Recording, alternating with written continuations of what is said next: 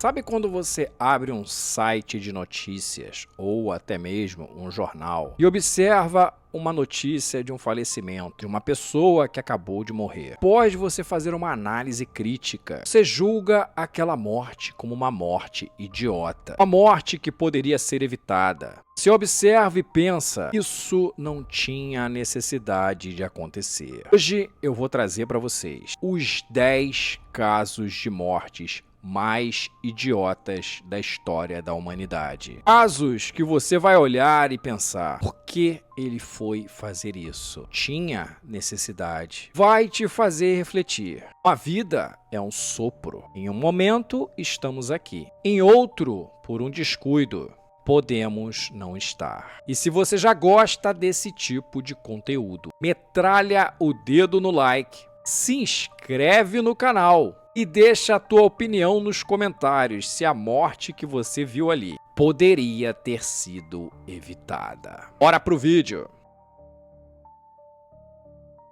Cian Dawley, um bartender de 33 anos em Nova York, morreu de forma terrível e evitável em dezembro de 2002, durante as festas de Natal. Ele estava bebendo com um amigo dele e a namorada, quando de repente uma discussão boba surgiu. O amigo dele acusou Cian de flertar com a parceira dele. A briga acabou escalando para uma luta física e o amigo empurrou Cian para dentro de um bueiro aberto na rua. Cian caiu 5,5 metros, uma poça de água fervente, a cerca de 150 graus Celsius, que foi causada por um rompimento de cano. E apesar de sobreviver à queda inicial sem fraturas, Cian ficou preso dentro de um túnel escaldante, gritando por ajuda enquanto a sua pele derretia. Bombeiros e paramédicos não conseguiam resgatá-lo imediatamente devido ao calor extremo e somente 4 horas depois, seu corpo foi recuperado com uma temperatura interna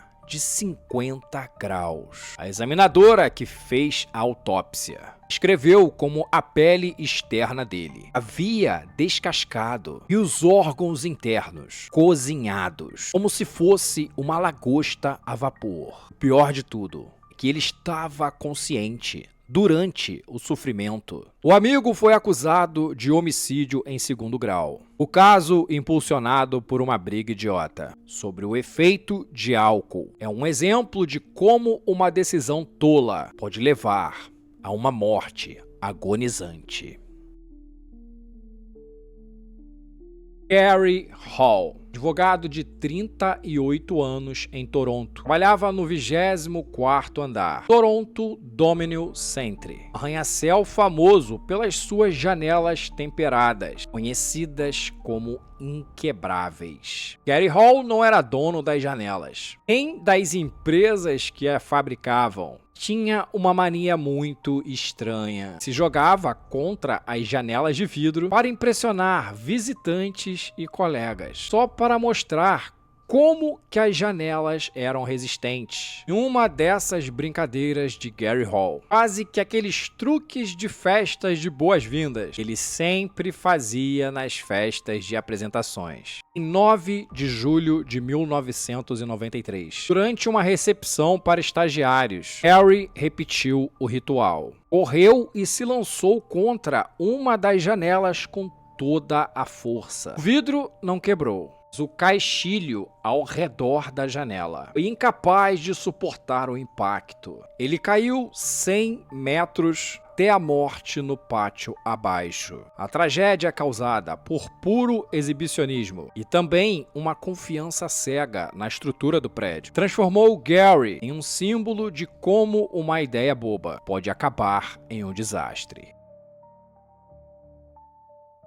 Michael Gentner, jovem de 23 anos, de Akron, Ohio, morreu em 28 de janeiro de 1998, em uma brincadeira idiota com os amigos em uma festa. Eles estavam bebendo e desafiando uns aos outros a fazer pequenas façanhas bobas, quando de repente alguém sugeriu engolir um peixe vivo de um aquário próximo. Michael, voluntariando-se para o desafio, pegou um peixe de cerca de 13 centímetros de tamanho. Tentou engoli-lo inteiro. O peixe ainda estava vivo, ficou preso em sua garganta, bloqueando as suas vias respiratórias, e apesar das tentativas dos amigos para ajudá-lo, incluindo até mesmo bater em suas costas, Michael asfixiou e morreu por sufocamento, antes mesmo que a emergência chegasse. O caso foi confirmado pela polícia local como um acidente causado por uma aposta sobre influência de álcool. Michael, descrito como extrovertido e impulsivo, ficou conhecido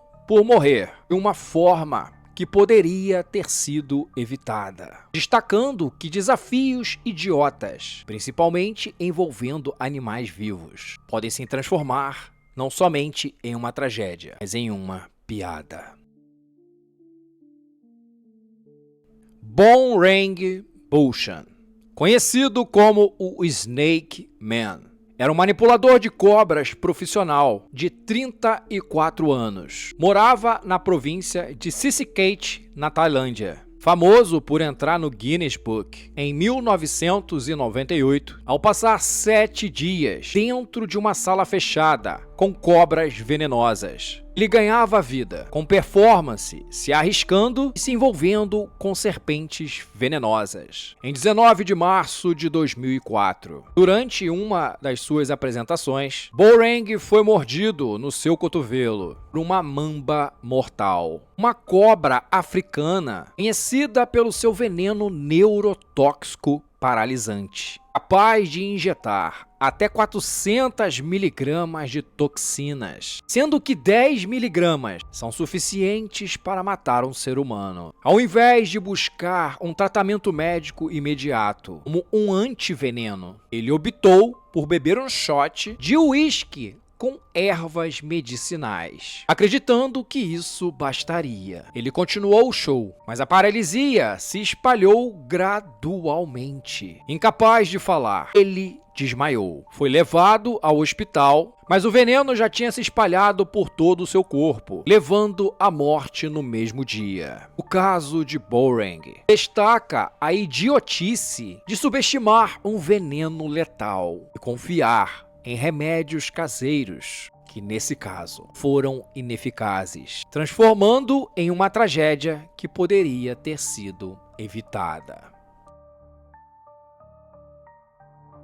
David Allen, um turista de 24 anos de La Canadá, Califórnia, morreu em 20 de julho de 1981, no Parque Nacional de Yellowstone, em uma das mortes mais impulsivas e trágicas de toda a história da humanidade, enquanto ele passeava com um amigo dele perto da piscina Celestina, que é uma fonte termal de 93 graus Celsius. O cachorro de David, Moose, escapou e pulou na água fervendo, sem pensar duas vezes. David ignorou os gritos de alerta, mergulhou para retirar o animal da água fervendo. David nadou até o cachorro, mas sofreu queimaduras graves em 100% do corpo. Seu amigo conseguiu puxá-lo para fora. David estava com as peles do corpo descolando. David veio a falecer poucas horas depois no hospital, devido a tantas queimaduras de 3º grau.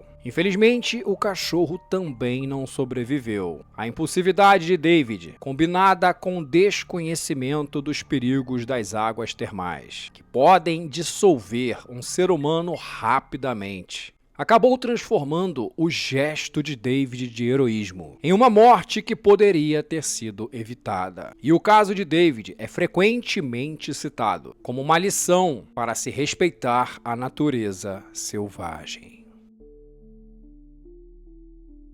O caso conhecido como Homer Simpson da vida real refere-se a um incidente absurdamente bobo, ocorrido em 1998 nos Estados Unidos, onde um homem morreu em um acidente de pesca com dinamite muito semelhante àqueles episódios de desenho animado. Daniel, de 29 anos. e um amigo dele, não identificado, estavam relaxando em um pequeno barco feito de alumínio de 4 metros no Lago Fox, em Illinois. Em 16 de junho de 1998, eles decidiram usar 1/4 de bastão de dinamite para tentar matar os peixes de uma forma mais fácil. Eles acenderam o pavio e jogaram o explosivo na água. Só que de repente, uma rajada de vento empurrou o barco diretamente para o local da explosão. E a dinamite acabou explodindo embaixo do barco, abrindo um enorme buraco no barco. A embarcação acabou afundando a 100 metros da margem. Daniel acabou se afogando, enquanto o seu amigo conseguiu nadar até a terra firme. A morte foi considerada por muitos uma morte idiota. Por que usar explosivos em um barco frágil, sem considerar os fatores do vento? Acabou transformando a ideia imprudente em uma tragédia evitável, considerada por muitos um exemplo de burrice. Em 19 de agosto de 2007, Humberto Hernandes, jovem de 24 anos, de Oakland, Califórnia, morreu em um acidente absurdamente evitável. Enquanto ele esperava com alguns amigos em um estacionamento, ele pegou um cartucho de espingarda carregado e, sem nenhum motivo muito claro, decidiu batê-lo com a sola do seu sapato, como se ele estivesse usando um martelo. A força do impacto detonou o cartucho, que explodiu e lançou estilhaços, que foram diretamente para a cabeça de Humberto. Humberto morreu na hora devido aos ferimentos graves. Não há registros que ele tenha tentado consertar ou desmontar o cartucho. A ação parece que foi puramente uma imprudência dele ou um tipo de curiosidade mal planejada, porque cartuchos de espingarda são extremamente instáveis. Usá-lo para golpear um sapato como se fosse um martelo foi uma decisão catastrófica. É um exemplo clássico de como uma escolha idiota pode levar a uma tragédia em segundos.